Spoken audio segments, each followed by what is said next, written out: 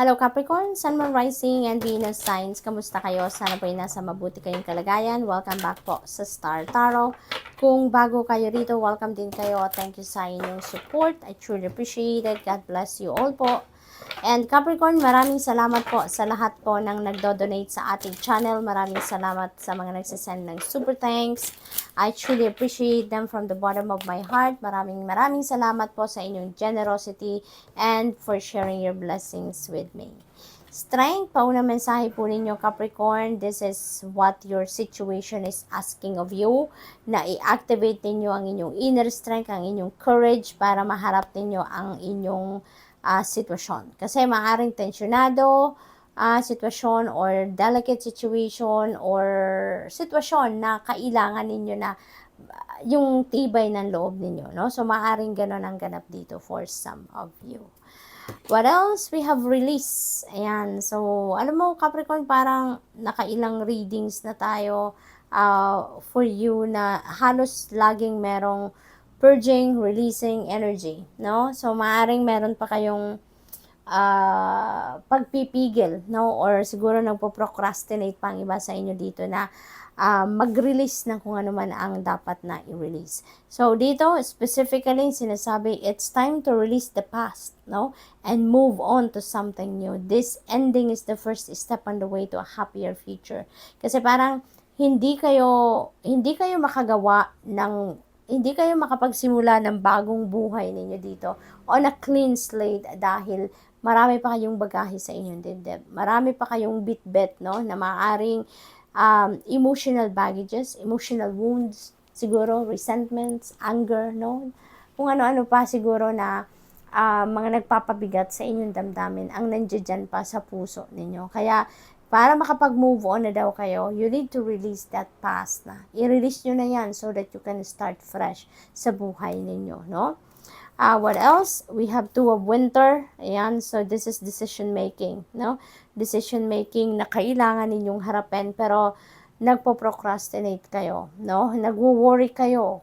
Iniisip pa rin ninyo kung ano yung magiging komento ng ibang tao, anong mga masasabi nila kung ano man ang decision na gagawin ninyo dito. So, you're still thinking about what other people may think of you, no? Or sa decision ninyo. Kaya siguro, nagpo-procrastinate kayo na gawin na kung ano man ang gusto ninyong gawin or pag-decision na ang mga bagay katulad na lamang ng pag-release ng inyong nakaraan, ano?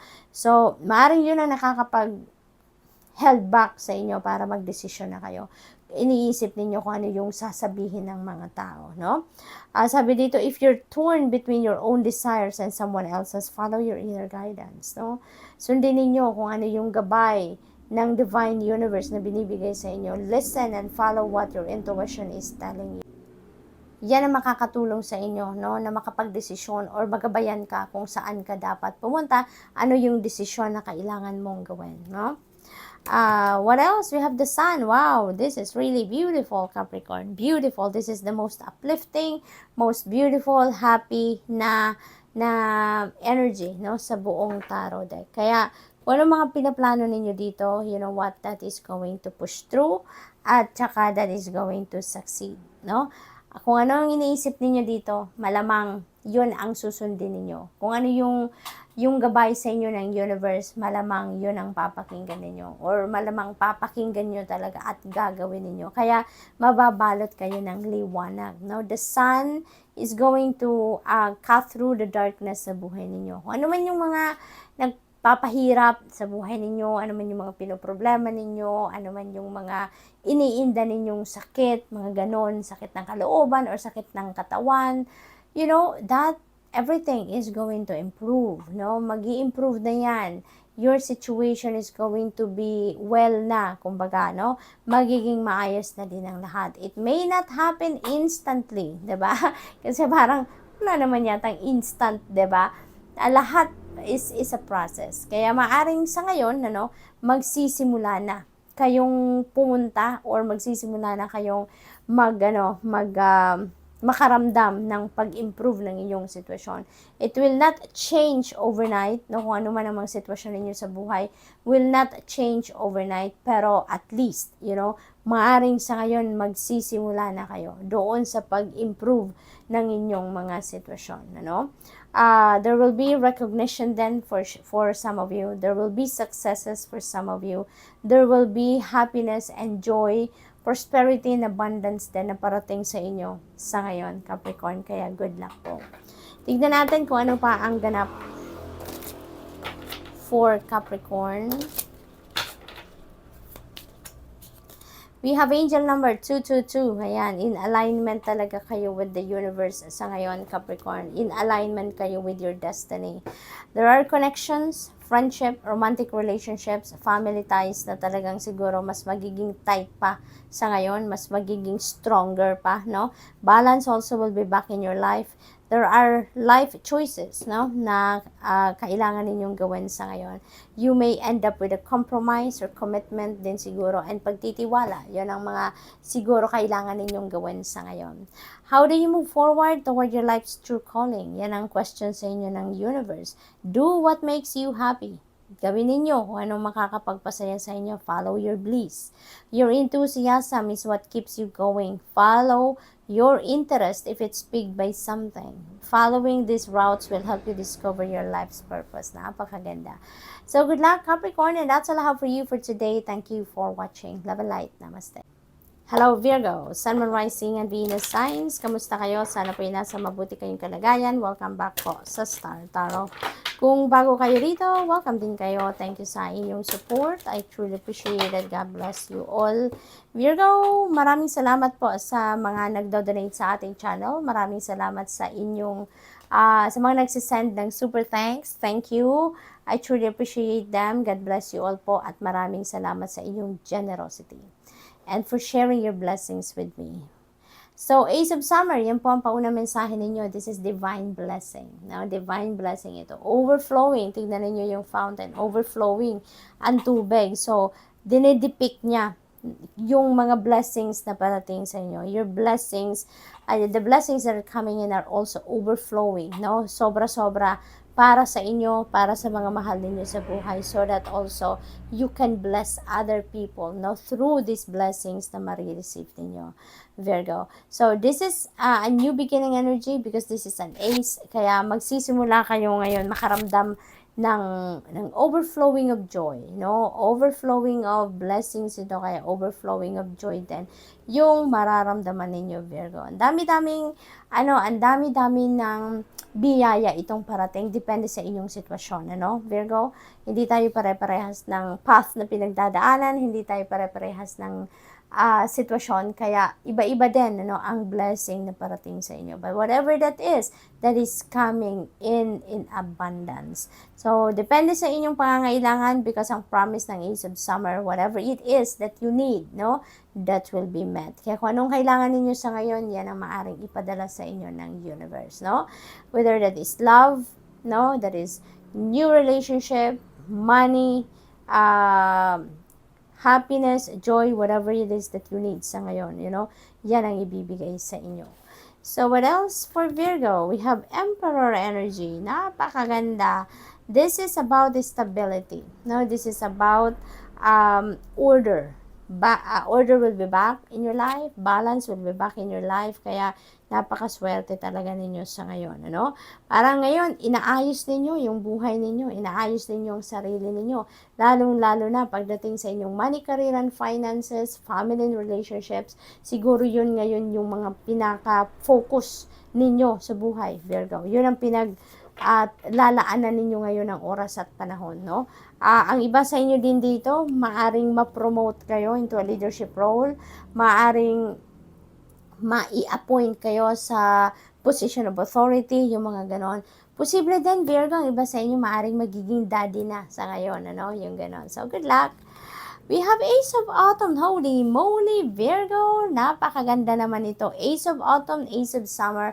We have two aces. Ibig sabihin yan sa reading na there are amazing things coming your way. Napakagagandang sitwasyon na maaring dumating sa buhay ninyo. Ace of Autumn is a new beginning energy as well in terms of your career, of your money, finances. No? So, napakaswerte ninyo sa ngayon. Pagdating sa pera, no? Pagdating sa pera, love, mga ganon, napakaganda. Tingnan ninyo si Calico Cat, no? Inuulan ng pera, yung bowl niya, punong-puno ng food. Kaya this is a time of plenty, Virgo. This is a time of plenty. This is a time of bounty, no? So, you will be prosperous and abundant, financially successful at this time, Virgo. So, ang daming financial blessings, financial opportunities na maaaring dumating sa inyo. Yung pera na to could come from different sources. At kung ano man yung, ano man ang halaga na parating sa inyo sa ngayon, Virgo, that is going to change, no, your financial landscape. Ito yung magbabago ng inyong pangkaperahang sitwasyon, pangkaperahang aspeto, no? This could be the beginning of continuous inflow of money sa inyo, Virgo. Maaring meron dito magbubukas na money path para sa inyo na tuloy-tuloy, no? Tuloy-tuloy ang pasok, yung ganon. So, napakaganda. This could also be a windfall of money, no? Maaring may mga dadating dito ng mga pera na hindi ninyo sukat akalain. May yung mga unexpected ba, income, mga ganon, or siguro regalo, inheritance, maaring winning din yan, ano, sa lottery or any game of chance. So, may mga ganong ganap, no? Ang iba sa inyo dito. So, good luck po. The Hermit energy, this is your energy. This is your energy. Ang pakiramdam ko dito sa Hermit energy, siguro, this is your calling, no? This is your calling to be the light, no? For other people. Maaring ang iba sa inyo siguro, you are a spiritual mentor, spiritual guide, spiritual counselor. Maaring along those lines ang trabaho ninyo, and you are inspiring many people. You are using your own radiance, you're using your own light to help other people find their own light. Siguro napaka inspirational ninyo, Virgo, no? Maaring maraming tao ang nakikinig sa inyo, maraming tao yung lumalapit sa inyo because siguro you are so good in giving advice, maybe you are so good in giving support, emotional support, no? Mga ganong bagay. Kaya, maybe yan ang purpose ninyo sa buhay sa ngayon. Maybe that is your mission in life, no? So, tignan natin kung ano pa ang ganap for Virgo. We have Swift Action 0808, angel number 0808. Look at that. Wealth. So, may parating talaga na kayamanan dito sa inyo. Pangkaperahan, financial gain, yung ganon. Empathy, so maybe that is you really giving your empathy, no? Maaaring you're very empathic talaga. There will be promises siguro dito din na matutupad nyo na. There will be commitment, affection, inner strength, auspicious outcomes. So, napakaswerte talaga ninyo sa ngayon. You will enter a time of expansion. So, begin taking steps towards achieving your ultimate objective immediately. Finances will miraculously improve. Holy moly. So, napakaswerte talaga ninyo ngayon pagdating sa pera. Yung pangkaperahang aspeto ninyo talagang miraculously mag-i-improve, magiging maayos. So, napakaswerte ninyo. Oh, and somebody has their mindset on you too, no? So, merong parang laman ka ng kanyang isipan lagi. So, siguro this is your loved one. This is your person, no? So, good luck, Virgo. Isang masayang reading, no? Napakasaya. So, good luck, and that's all I have for you for today. Thank you for watching. Love and light. Namaste. Hello, Taurus, Sun, Moon, Rising, and Venus signs. Kamusta kayo? Sana po nasa mabuti kayong kalagayan. Welcome back po sa Star Tarot. Kung bago kayo rito, welcome din kayo. Thank you sa inyong support. I truly appreciate it. God bless you all po. Taurus, maraming salamat po sa lahat ng mga nagdo-donate sa ating channel, sa mga nagsisend po ng super thanks. I truly appreciate them. God bless you all po. Thank you for your generosity and for sharing your blessings with me. Thank you. We have the star energy. Napakagandang energy. This is a wish fulfillment energy, Taurus. Kaya most likely, merong mga wish kayo or wishes na maaring mag-come to fruition sa ngayon. So, parating na. No, divine timing has come para mangyari na sa buhay ninyo kung ano man yung wini-wish ninyo, no? So, maaaring parating na yan ay ibibigay na sa inyo ng universe. This is also about new hope, no? New beginning, fresh start, yung ganon. So, new optimism. Kaya, this is a very exciting energy. Kasi magiging masayang-masaya na kayo sa ngayon. This is going to open up new doors sa buhay ninyo sa ngayon na maghahatid ng iba yung saya sa inyo. Ito na yung bagong simula, no? Yung parang bagong buhay, no? Binibigay sa inyo ng universe dito, Taurus. Seven of Summer, there are opportunities coming in, multiple opportunities coming in, kaya tapusin nyo na po, Taurus, sabi dito, tapusin nyo na yung pagpo-procrastinate, no? Huwag na kayong matakot, huwag na kayong magdalawang isip, huwag na kayong mag-hesitate because there are opportunities na kumakatok na sa inyo sa ngayon, no? Give yourself an opportunity para mamili, no? Kung ano man yung kung sa tingin niyo best para sa inyo na opportunity na to, okay?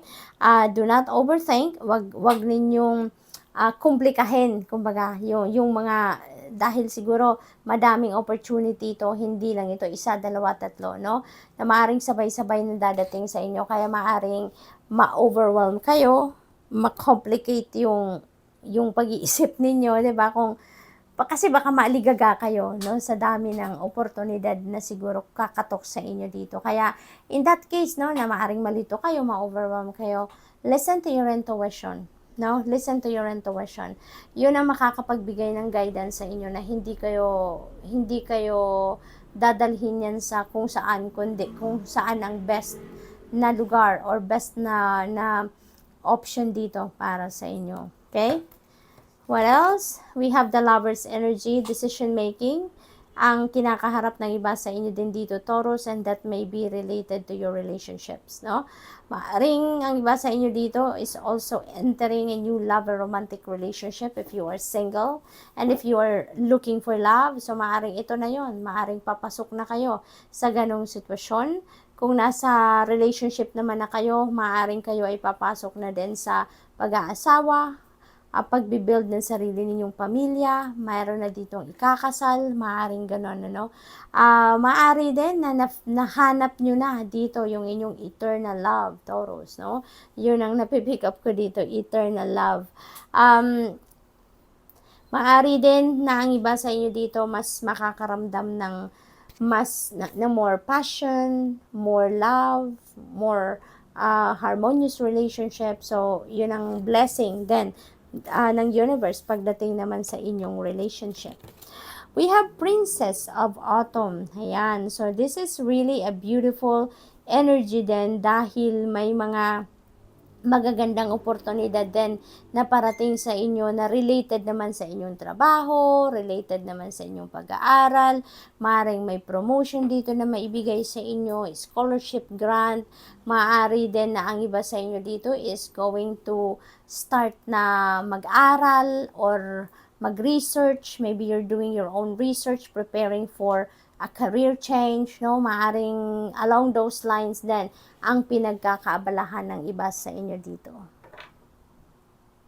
So, what else for Taurus? We have angel number 101, starting over. Yay! May new start talaga, new beginning. Si Star, new beginning din ito. Happiness is linked to self-expression, growth, and experience. Learning from failures is key. Happiness is real, possible, and around. Understand its process and the pursuit of it. Joy is fluid. It's in the little things and the big ones. Fails are fun. Start fresh. Ayan, napakagandang mensahe. So, good luck, Taurus, and that's all I have for you for today. Thank you for watching. Love and light. Namaste.